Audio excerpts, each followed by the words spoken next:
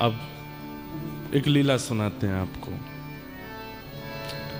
अभी श्रावण का महीना चल रहा है और श्रावण में विशेष रूप से अब हमारे ब्रजमंडल में झूला पड़ गए हैं। श्रावण में झूला क्यों झूलते हैं ठाकुर जी? क्योंकि श्रावण में बादल इतने हो जाते हैं और चारों तरफ से इतना ज्यादा बादल, और उसको एक हमारे ब्रज भाषा में कहते हैं गुम्माटा सा हो जाता है। गुम्माटा मतलब हवा नहीं चलती, स्थिर हो जाता है, पर वायु में नमी होती है लेकिन हवा चलती नहीं है। इसके कारण बहुत ह्यूमिड जैसा फील होता है। अब आपके यहाँ तो उल्टा ही वेदर है, बताओ। श्रावण में तो सर्दी पड़ती है यहाँ पे। ऑस्ट्रेलिया उल्टा है। या तो हमारे ब्रज वाले उल्टे हैं या ऑस्ट्रेलिया वाले उल्टे हैं। खुश हो जाओ, चलो ब्रज से आपकी तुलना है गई है। अब हमारे लाल जी अभी विराजेंगे। इस काल में सेवा ऋतु में ठाकुर जी केवल नीचे एक बाघा पहनते हैं, ऊपर कुछ नहीं पहनते। लेकिन अब यहाँ सर्दी इतनी है कि ठाकुर जी को पूरी यहाँ तक हाथ तक पूरी पजामी आदि सब पहना के, रात में तो गगदल पहना के कान वान ढक के सुलाने पड़ते हैं। भैया जाड़ो पड़ रहा है। हम अभी कहाँ तस्मानिया गए थे तो वहां तो बर्फ पड़ी थी ऊपर पहाड़ पे। तो वहां ठाकुर जी को दो गगदल पहनाई, एक नीचे से पहनाई, एक ऊपर से धराई पामन में नीचे। अच्छा, इनको जाड़ा भी बहुत लगता है और इनको गर्मी भी बहुत लगती है। जाड़ा तो इतना लगता है केवल इतने दिखेंगे सर्दियों में, बाकी दिखेंगे नहीं। और गर्मी इतनी लगती है सब लत्ता फेंक फांक के केवल कॉपीन में डोलते हैं, केवल एक पहन लेते हैं नीचे और कुछ नहीं पहनते। ऐसे हमारे लाल जी हैं।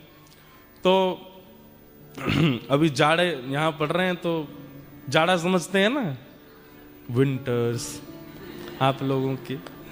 एक मेरे को बोले महाराज जी कभी समर में आओ। मैंने कहा हैं, हमारे यहाँ तो समर ही चल रहा है अभी। हमारी समर में आओ, दिसंबर जनवरी। मैंने कहा यार बड़ा अटपटा लगता है सुनना, दिसंबर जनवरी में। बोले 40 डिग्री रहता है यहाँ पर टेम्परेचर।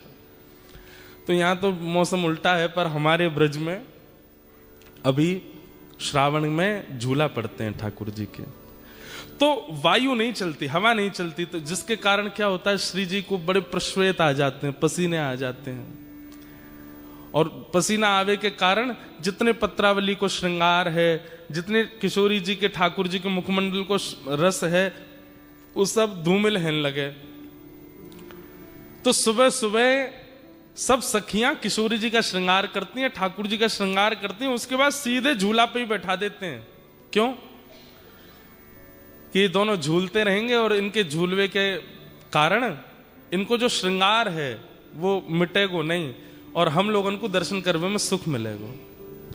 और झूला में भी बड़े अच्छो रे कि झूला से नेक दूर कछु सखी खड़ी है जाए, पीछे कछु सखी। तो जब दोनों झूला झूलें तो जब पीछे जाए तो पीछे वाली सखीन को दर्शन है जाए, आगे जाए तो आगे वाली सखीन को।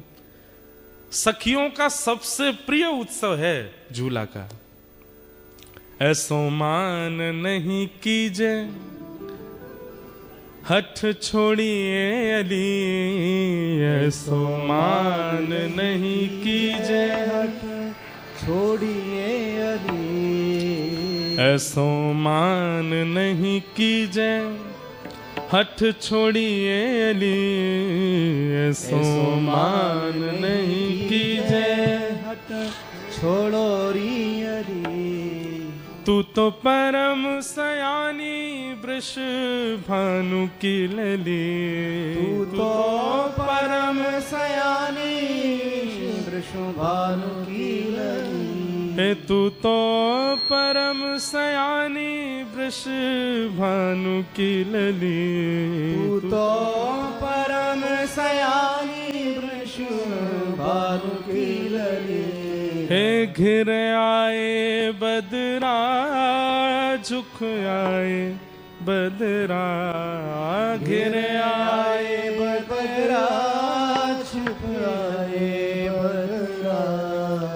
राधे झूलन पधारो, घिर आए बदरा, राधे झूलन पधारो, घिर आए बदरा। श्यामा झूलन पधारो, घिर आए बदरा, श्यामा श्यामा झूलन पधारो घिर सब लोग गाओ। ओ घिर आए बदरा झुक आए बदरा, घिर आए बदरा झुक आए बदरा, ओ घिर आए बदरा झुक आए बदरा, घिर आए बदरा झुक आए बदरा, ओ राधे झूलन पधारी घेर आए बदरा, राधे पधारो घिर आए बदरा, ओ श्यामा झूलन पधारो घेर आए बदरा, श्यामा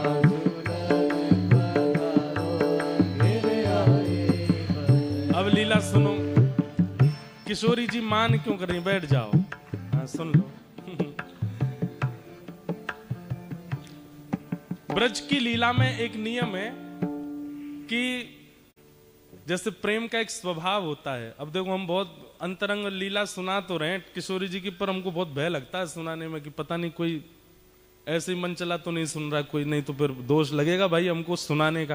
किसी की निजी बातें सबके बीच सुनाना, उसमें जिसकी बात है उसको बुरा लगेगा कि नहीं, तुमने सबको सुना दी।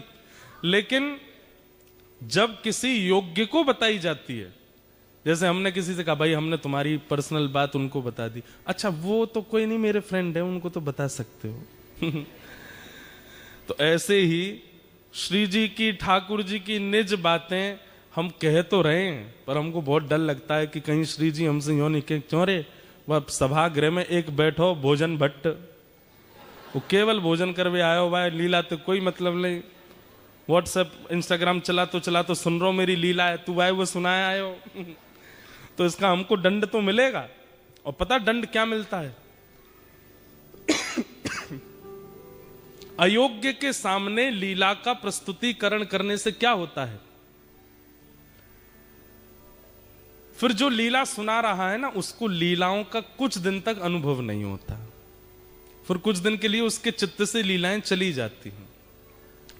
इसलिए हमारी प्रार्थना है, अगर आप किसी और भाव में हो तो हाथ जोड़ के प्रार्थना है, एक भाव में आ जाओ और श्री प्रिया प्रियतम की नित्य लीला का श्रवण करो, और बड़े भाव से श्रवण करो। फोन वोन सब साइड धर देना, कोई और विचार करना नहीं।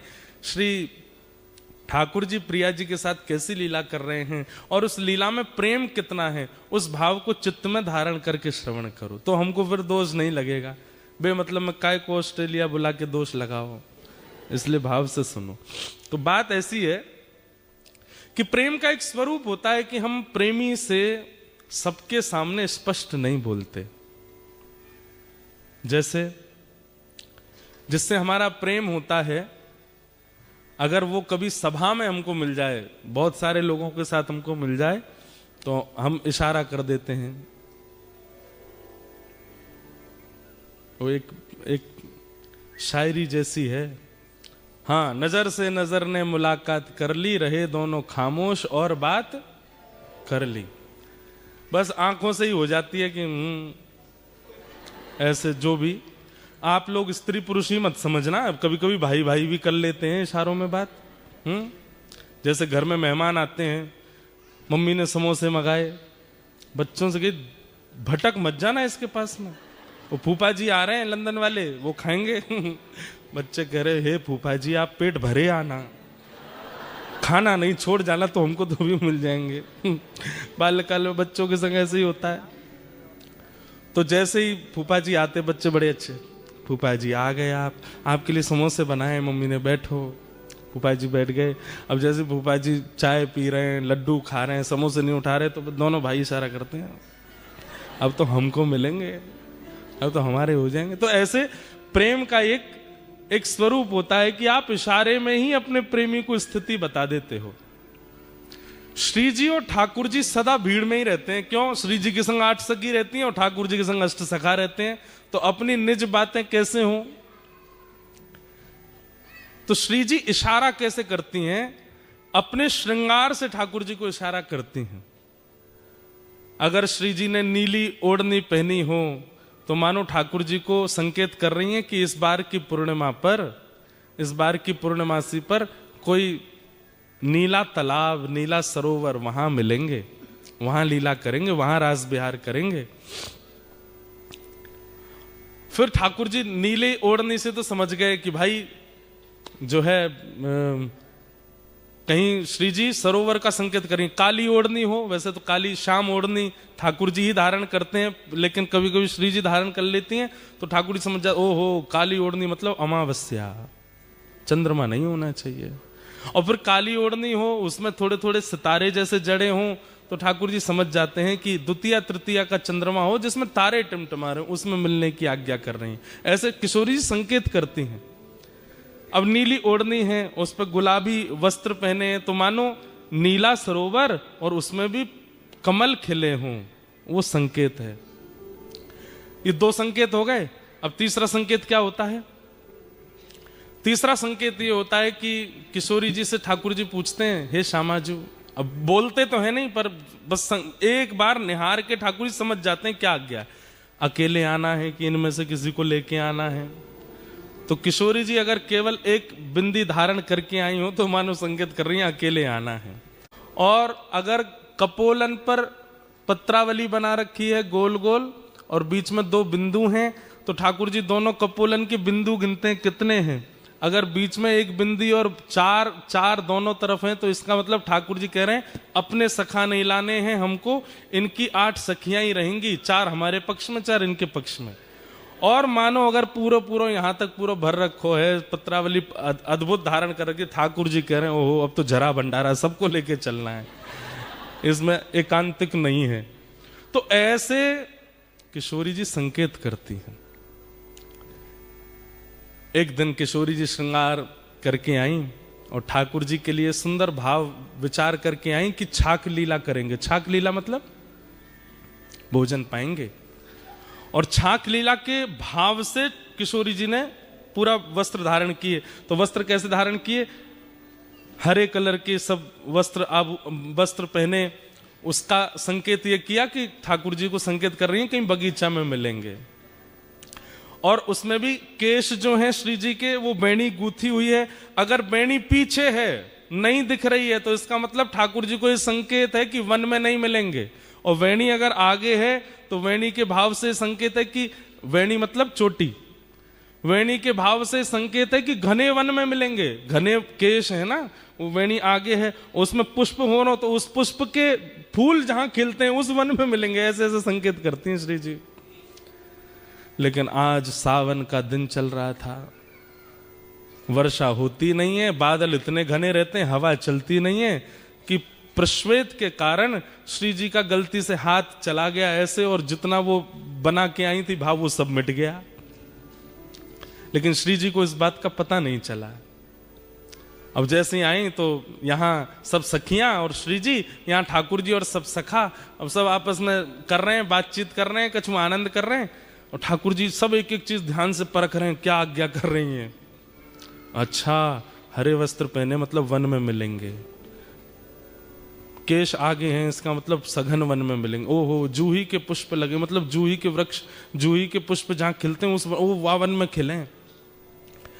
लेकिन किशोरी जी आज एक संकेत बना करके लाई थी जिसमें छाक का आज्ञा कर रही थी।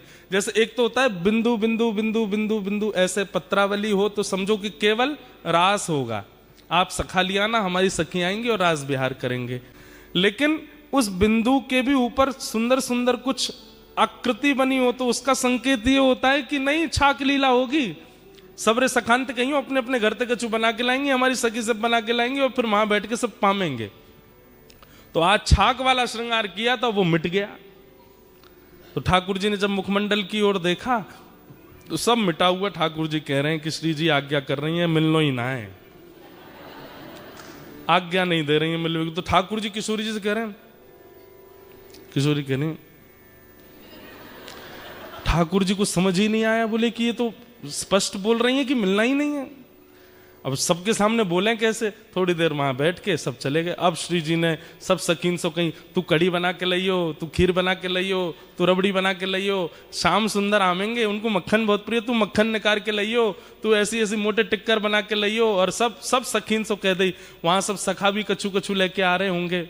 सोचो कैसा प्रेम संपर्क था। ये व्हाट्सएप और इंस्टाग्राम वाला टाइम नहीं है। और ये स्वच्छंद प्रेम है, इसमें काम दूर दूर तक नहीं है।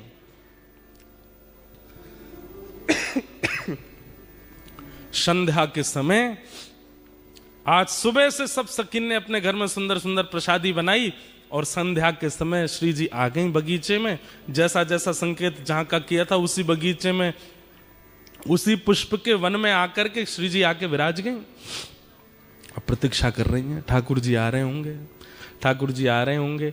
अब जब ठाकुर जी विलंब करते हैं ना तो ललिता विशाखा ठाकुर जी की बुराई करने लग जाती हैं। अरे श्री जी तुम भी या छलिया के चक्कर में पड़ गई हो, जे ऐसा ही है। तो श्री जी को और पीड़ा होती है कि उनकी बुराई मत करो। और फिर करते करते बुराई ऐसे कहने लग जाती हैं, हमें तो ऐसा लगे नंदगाम में कोई और गोपी आ गई है, वो और ज्यादा सुंदर है, और वाने बढ़िया अपने घर में कचू रबड़ी बनाई होगी, तो लाला महीं चलोगे और महीं पेट भर लियो। अब ये सब सुनकर के श्री जी को बहुत पीड़ा होती है। बहुत देर हो गई, ठाकुर जी नहीं आए। वहां श्री वृषभानु भवन से कीर्ति मैया आवाज दे रही हैं, अरे श्यामा, अरे लाली तू कहाँ है, जल्दी आ जा।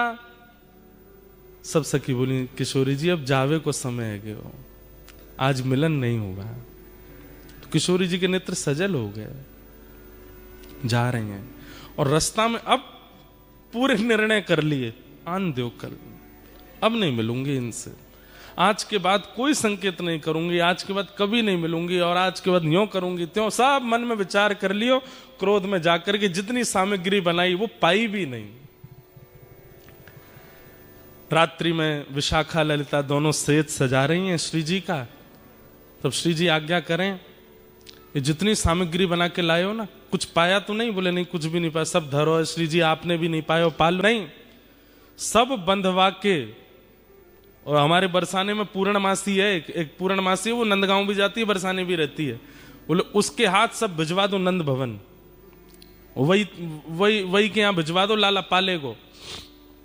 क्रोध में जैसे किसी ने आपके लिए बढ़िया घर में व्यवस्था करके रखी, आप नहीं गए तो वो फोटो खींच के भेजता है, ले ये सब करके रखा था मैंने तुम्हारे लिए, फूल मंगा के रखे थे, ये करके रखा था, तुम आए नहीं।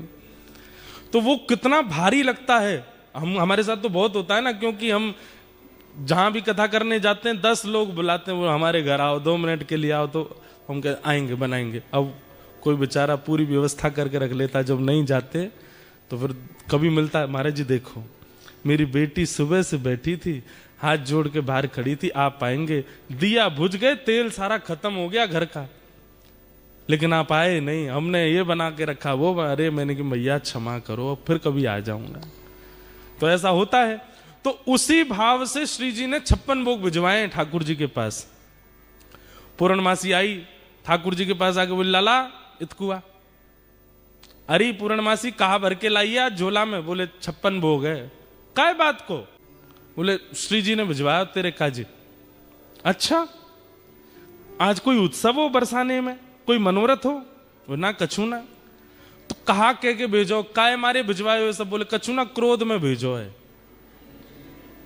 ठाकुर जी की तो सांस रुक गई। मैंने कहा कर दियो, मुझसे कहा गलती है गई। अब ठाकुर जी विचार कर रहे, अपराध कहां बना, क्या हुआ, कैसे हुआ।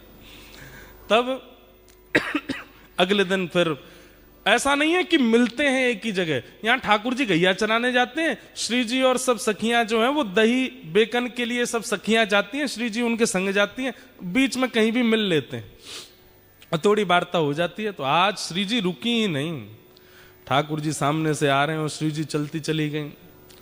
अब लाल जी पीछे चरणन में प्रणाम करें, हे श्यामाजू कहा है गो। किशोरी जी तो सुने नहीं, तो फिर ठाकुर जी ललिता जी के पास गए, हे ललिता जी आप बता दो कहा भयो, काई को नाराज बैठी हैं, ऐसो मैंने कहा कर दियो।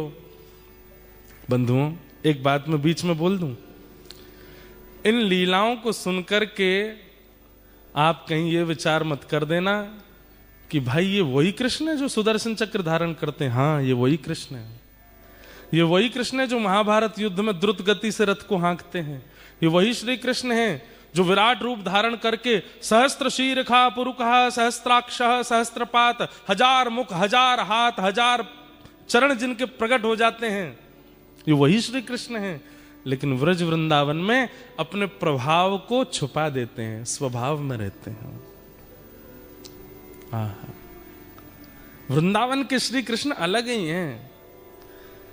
ऐसे डर रहे हैं जैसे मानो श्री जी अगर नहीं रीझी तो मेरा तीनों लोक लुट जाएगा। आज घबरा रहे हैं। ललिता जी कह रही हैं हम तो तभी बताएंगे। बोले कब? बोले पहले विशाखा की चरण दबा के आओ, जाओ। ठाकुर जा रहे, अरे विशाखा तू तो बड़ी अच्छी है। नहीं नहीं, तुम गोबर चोट्टी बोल रहे थे मुझे उस दिन। नहीं ना, आज के बाद नहीं बोलूंगा। बोल कहा बोलोगे? अरे तू तो रानी है, तू तो महारानी है। अरे विशाखा तू तो ऐसी है, तेरी भलैया ले लूं। नहीं आरती करो। बोले आरती करता हूं, तू जो कहेगी सो करूं। यूं बता दे श्री जी नाराज काहे क्यों है? सबरी गोपी अपने अपने काम करवा ले ठाकुर जी थे। अच्छा लाला तो एक काम कर, वो ऊपर गोबर उपला थापिया जा। ठाकुर जी गोबर थाप रहे। अरे तू बता दे बस काय बात ते नाराज है। जब खूब थक जाते हैं ठाकुर जी भी, तब बोले वादना श्री जी ने संकेत कियो, छाक लीला को संकेत कियो। रात में सब सामग्री बना के हम वन में प्रतीक्षा करती रही, ना आयो सखान को लेके। ठाकुर जी बोले कब? बोले परसों। बोले कैसे कियो संकेत? बोले पत्रावली बनी, पत्रावली में ऊपर ऊपर सुंदर सुंदर आकृति बनी, छाक लीला को संकेत कियो और नहीं आए तुम। अरे मैं तेरी सौगंध खा के कह रहा हूं, अब मेरी सौगंध मत खावे, मोए अभी जीनो है। ठाकुर जी बोले अरे तू जाकी के बाकी सौगंध खा के कह रहा हूं, मोए ना दिखे। ललिता विशाखा, विशाखा जी बोली नहीं नहीं हमें सब पता है, नंदगाम में कोई गोपी आई है, वहां ने रबड़ी बनाई, वाके घर। अरे तू जो कहेगी सो करूंगा, सौगंध खा करूं, ऐसा कोई बात ना है, मुझे संकेत पता नहीं। चलो तब ललिता विशाखा बोली अब तो श्री जी को मनावे के काजे कोई योजना करनी पड़ेगी। ठाकुर बोले कहां करूं? तभी वन में देखी कि 2 वृक्ष और दोनों वृक्षन से एक बेल निकल करके, एक वृक्ष की बेल निकल के दूसरे वृक्ष पे जा रही है। ऐसी एक डाल है, हमारे ब्रज में आज भी ऐसी डाल हैं, और केवल ब्रज में ऐसी डाल हैं जहां वास्तविक स्वाभाविक झूला बने हुए हैं। ठाकुर जी ने वो जैसे ही देखो, ठाकुर जी बोले अब एक तरीका है। बोले कहा? बोले या कुछ झूला बनाऊंगा। ठाकुर जी ने सुंदर झूला सजायो, वहां पे पाटो लगायो, सुंदर वहां पे एक गद्दा बिछा दियो, वहां पे सुंदर पोशाक धर दी, इत्र आदि लगा दिए, सुंदर तैयारी करके बिल्कुल झूला झुलावे की। श्री जी झूला का एक स्वरूप है, जिनके घर पे है वो जानते होंगे। कितनी भी टेंशन में आप बैठे हो, कितनी भी दिमाग में कुछ भी चले, झूला पे जाके बैठ जाओ, आप बिल्कुल शांत हो जाओगे। जैसे झूला आगे पीछे झोटा लेगा ना, आपका मन अपने आप प्रसन्न हो जाएगा। और या फिर ऐसा कहो प्रसन्न व्यक्ति ही झूला पे बैठता है। अब प्रसन्न व्यक्ति झूला, उसको कहो झूला पे, अरे मुझे नहीं बैठना, बैठो ना झूले पे। झूले पे वही बैठता है जो प्रसन्न हो। या फिर अप्रसन्न को बैठा दोगे तो उसका जितनी भी अप्रसन्नता है वो चली जाएगी। ये झूले का स्वरूप है। तब झूला तैयार करके तब श्याम सुंदर गए। ऐसो मान नहीं कीजे हठ छोड़िए अली, ऐसो मान नहीं कीजे हट छोड़िए अली। सब लोग गाओ। ऐसो मान नहीं कीजे हठ छोड़िए अली, ऐसो मान नहीं कीजे हट छोड़िए अली। तू तो परम सयानी वृष भानु की नली, तू तो परम सयानी वृष भानु की लली। तू तो परम सयानी वृष भानु की नली। तू तो परम सयानी वृष आओ। भानु की लली। हे झुक आए बदरा, गिर आए बदरा, झुक आए बदरा गिर आए बदरा। झुक आए बदरा, गिर आए बदरा, झुक आए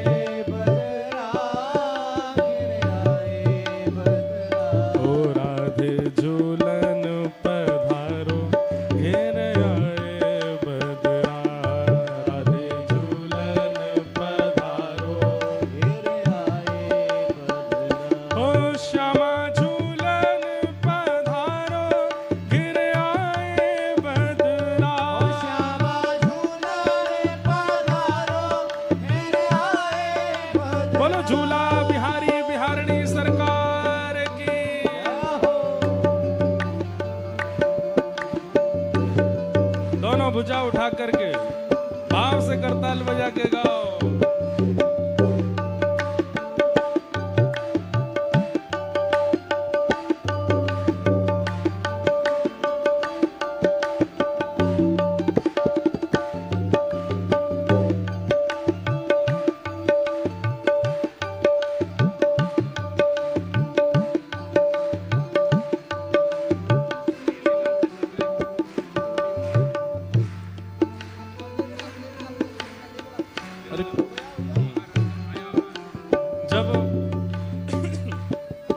ठाकुर जी ने खूब मना ली, श्री जी नहीं मानी, तो फिर अब ललिता विशाखा भी, उनको भी दया आ गई, अरे श्याम सुंदर इतना मना रहे हैं, श्री जी नहीं आ रही हैं। तब ललिता जी जाती हैं और किशोरी जी से कहती हैं, हो तेरो रसिक प्रीतम मग जोवत खड़ो, तेरो रसिक प्रीतम मग जोवत खड़ो। ब्रजभाषा है, समझ आ रहा है। ललिता जी कह रही हैं, अरे ये रसिक प्रीतम श्याम सुंदर आपकी बाट निहार रहे हैं, आपको ठाकुर जी दूर जाके झूला के पास बैठ गए। किशोरी जी कह रही हैं कि ठाकुर जी तो कह लो खुद ने बनाया और झूला खुद ही झूल लेंगे। तो ठाकुर जी संदेशा भिजवा रहे हैं, बोले जब तक श्री जी प्रसादी नहीं करेंगी तब तक ना बैठूंगा, पहले श्री जी प्रसादी कर दें तब बैठूंगा मैं। तो तब ललिता विशाखा समझा रही हैं, तेरो रसिक मृतम मग जोवत खड़ो, तेरो रसिक प्रीतम मग जोवत खड़ो। वह तो दो कर जोरे,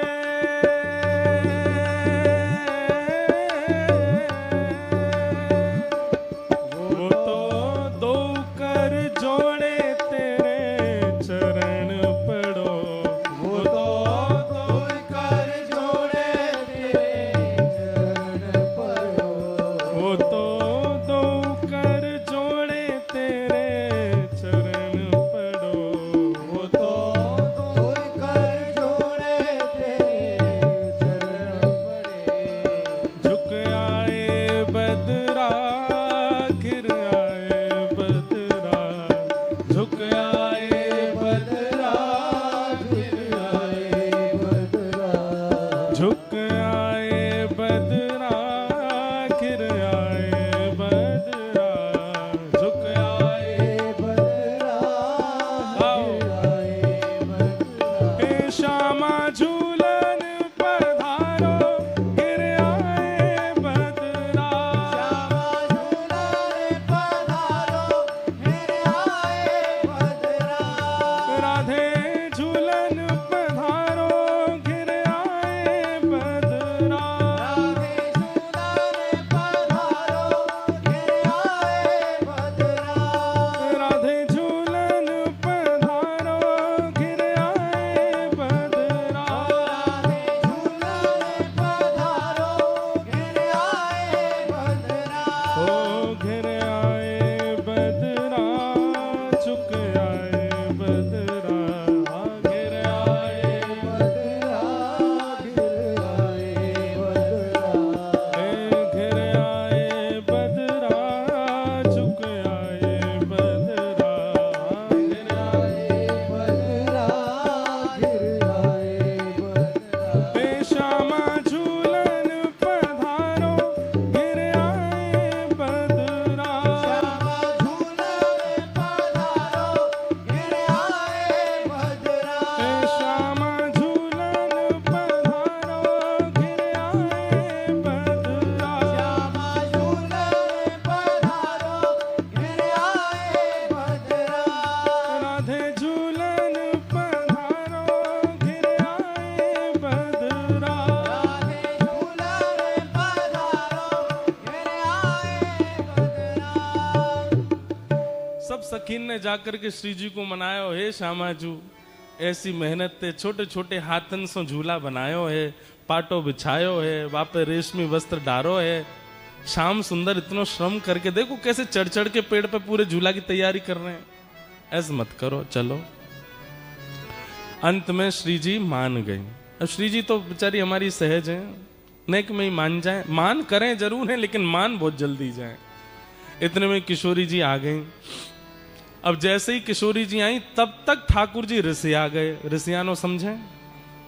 रिसियानो कहते के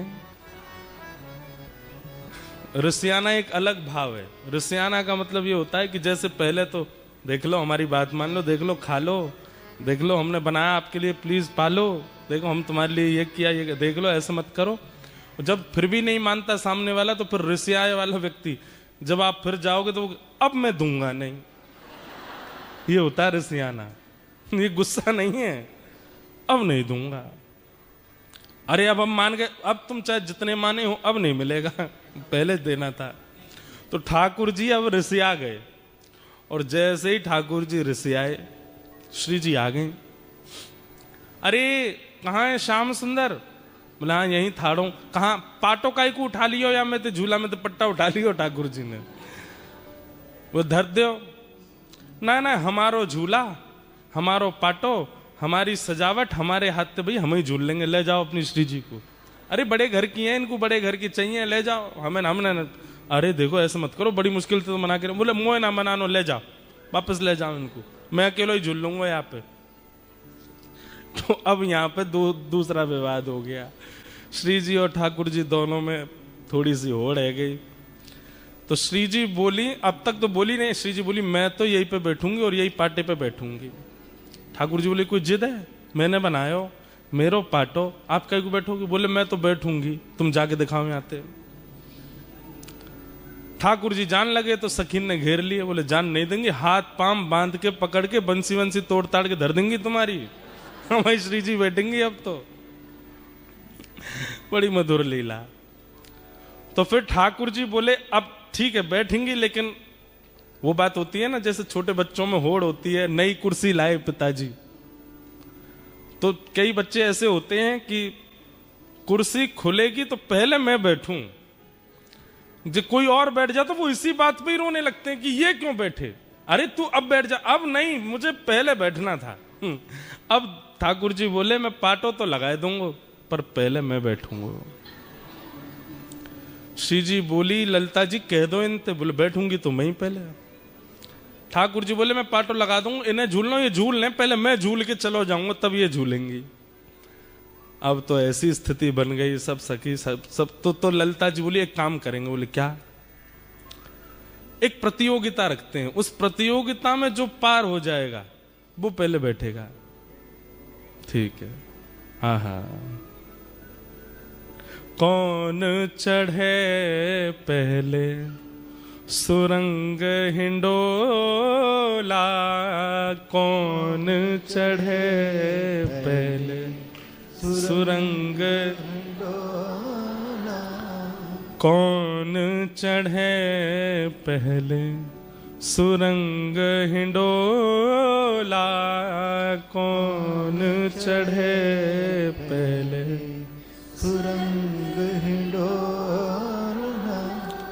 सोई करत मनुहार हिये हित, सोई करे मनुहार हिये, रमक देत जोरा जोरा, रमक देत जोरा जोरा। ललिता विशाखा जी बैठ गई एक कोने में जाके। बोले अब आप दोनों कुछ करो जिससे हम रीझेंगी, उसको पहले बैठाएंगे। तो किशोरी जी बोली मैं बाद में करूंगी, पहले इनते करवाओ, ये जो करेंगे उसका काट मैं करूंगी। तो ठाकुर जी बैठ गए तुरंत और कहा करन लगे, गावत राग तान मधुर स्वर, गावत राग तान मधुर स्वर, गावत राग तान मधुर स्वर, गावत राग तान मधुर स्वर। और कैसा गा रहे हैं? कोटि काम चित चोरा। ये श्री हरिराय महाप्रभु जी का पद है। उनकी छाप पदों में होती है रसिक प्रीतम। एक पद हम गाते हैं कथा में, तलेटी गोवर्धन की रहिए, नित्य प्रति मदन गोपाल लाल के चरण कमल चित लइए, तन पुलकित ब्रज रज में लोटत गोविंद कुंड में रहिए, रसिक प्रीतम हित चित की बातें श्री गिरधारी जी सो कहिए। एक दूसरा पद हम गाते हैं, नैनन में ही राखूं पिया तो है, तुमरी एक रोम की छवि पर जगत वार सब लाखूं, रसिक प्रीतम संगम की बातें काहू सो नहीं भाकूं। ऐसे ही हम जब पद लिखते हैं ना, हमारे लाल जी जब कोई अनुग्रह करवाते हैं, एक लीला सुनाएंगे जो लाल जी ने प्रकट करी है, गिरधर लाल जी ने। तो गिरधर लाल जी के जो पद होंगे उनमें छाप होगी गिरधर, अंतिम शब्दों में लिखा आएगा गिरधर। तो समझ जाना कि ये लाल जी का पद है, गिरधर लाल जी का पद है। एक सुनाऊंगा लीला। तो श्री रसिक प्रीतम जी हरिराय महाप्रभु जी वल्लभ संप्रदाय वल्लभ कुल में आप आचार्य हुए, आपका ये पद है। कह रहे हैं, बोले ठाकुर जी गायन करने लगे और बोले सामान्य नहीं गा रहे हैं, बोले ऐसा गायन कर रहे हैं, ऐसा गायन कर रहे हैं कि कोटि कोटि काम कंदर्प दर्प दलन करने वाले लग रहे हैं ठाकुर जी। ललिता विशाखा तो मोहित हो गई ठाकुर जी पे। ऐसे ऐसे तान लेवे, ऐसे ऐसे गावे, ऐसे ऐसे मधुर स्वर कान पे हाथ धर के लगावे। ललिता जी तो सुध बुध खो करके और ठाकुर जी के पक्ष में ही जा रही हैं। पाटा लेके बैठी हैं दोनों। तो जिसको पाटा देंगे वो पहले बैठेगा। ललिता जी तो बिल्कुल तैयार है गई, बोले मैं तो इन्हीं को पाटो दूंगी। कैसे गा रहे हैं, देखो कितना मधुर है इनको स्वर। इतने में श्री जी ने आंख दिखाई, बोले माया जाल है, फंसना नहीं इसमें, अभी हमारी बारी तो आने दे। गा रहे हैं ठाकुर जी। एक वार्ता आती है कि हमारे ब्रज के अष्ट सखाओं में एक सखा हुए श्री गोविंद दास। तो गोविंद दास जी एक बार गा रहे थे और गाते गाते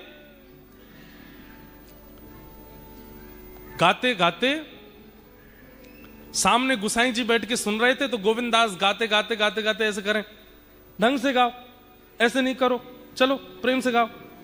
तो सामने बैठे गुसाई जी बोले किसको डांट रहे हैं, ये बगल में कोई बैठा तो है नहीं, लाला ऐसे नहीं ऐसे गाओ। तो फिर गुसाई जी पूछ पड़े, हे गोविंदा तुम किससे बात कर रहे हो।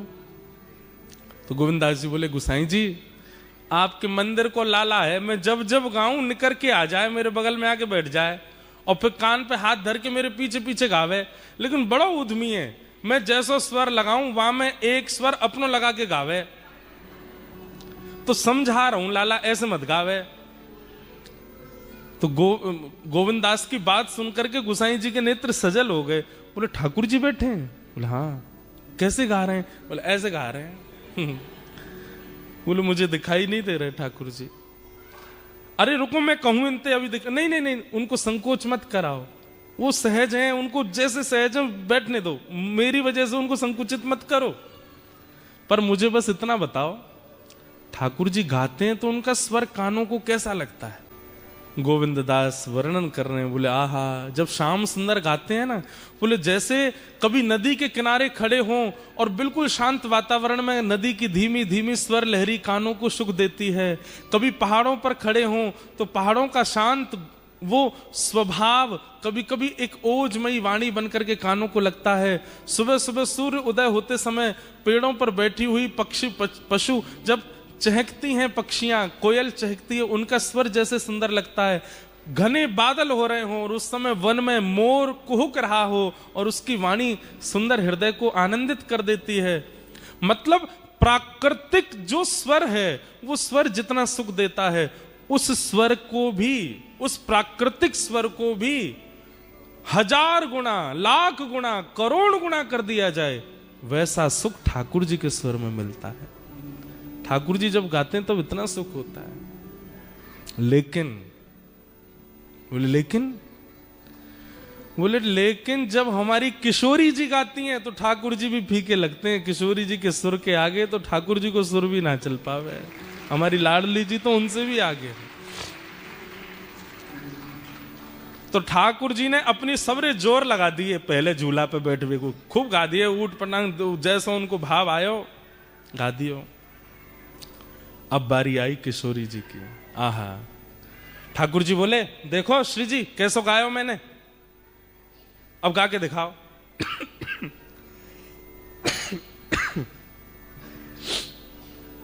अब ठाकुर जी तो गा रहे थे ललिता विशाखा की ओर मुख करके, किशोरी जी बोली अब मैं गाऊं। किशोरी जी बैठी ठाकुर जी की तरफ मुख करके, सामने ठाकुर जी बैठे हैं और किशोरी जी उनकी आंखन में आंख डाल करके, और जैसे ही गानो प्रारंभ कियो, श्री जी को पहलो स्वर लगते ही ठाकुर जी तो मंत्रमुग्ध है गए और ललिता जी के पास जाके बोले पाटो दियो, और पाटो ले जा करके लगायो।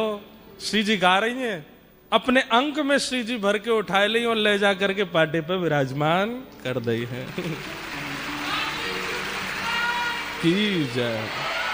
रसिक प्रीतम यह होड़ पिया परी, रसिक प्रीतम यह होड़ प्रिया परी। और फिर क्या कर रहे हैं ठाकुर जी?